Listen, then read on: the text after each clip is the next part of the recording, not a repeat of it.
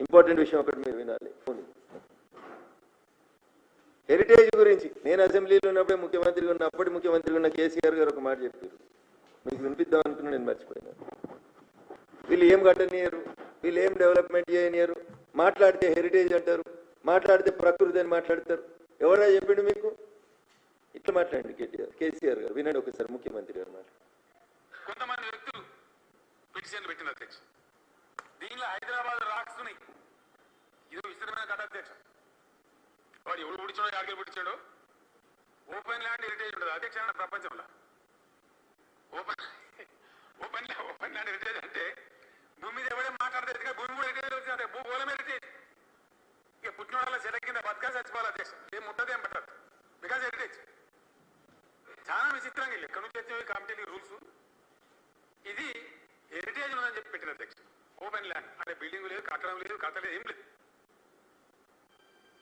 ఇది కేసీఆర్ గారు ముచ్చట. రాకులు హెరిటేజ్ కాదంట. ఇది నీ బయట మాట్లాడింది కాదన్న, ప్రెస్ మీట్ లో మాట్లాడింది కాదు, అసెంబ్లీ సాక్షిగా పెట్టిన అధ్యక్ష. దీనిలో హైదరాబాద్ రాక్స్ ఇదో విస్తరమైన కథ అధ్యక్ష. వాడు ఎవడు పిడిచాడో యాడికి పిడిచాడో ఓపెన్ ల్యాండ్ హెరిటేజ్ ఉంటుంది అధ్యక్ష ప్రపంచంలో. ఓపెన్ ల్యాండ్ హెరిటేజ్ అంటే భూమి మీద ఎవడే మాట్లాడితే భూమి కూడా హెరిటేజ్ వచ్చింది, భూగోళం హెరిటేజ్. ఇక పుట్టిన వాళ్ళ చెట్ల కింద బతకాలి చచ్చిపోవాలి అధ్యక్ష, ఏం ముట్టదు ఏం పట్టదు, బికాజ్ హెరిటేజ్. చాలా విచిత్రంగా వెళ్ళి ఎక్కడి నుంచి వచ్చే కమిటీ రూల్స్.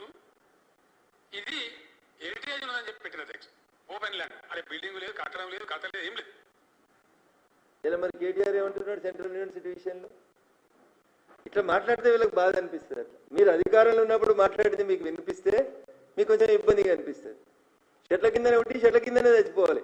ఏదైనా కడదామంటే ప్రతి ఒక్కడు దరఖాస్తు ఇస్తాడు. ఈ రూల్స్ ఏంది, ఈ కమిటీలు ఏందని అసెంబ్లీలో మాట్లాడిండు అప్పుడు ముఖ్యమంత్రి. గుళ్ళ భూములు అమ్ముకున్నారు మీరు. ఇంకా చరిత్ర మీద చాలా ఉన్నది ముంగట చెప్పేది కేటీఆర్.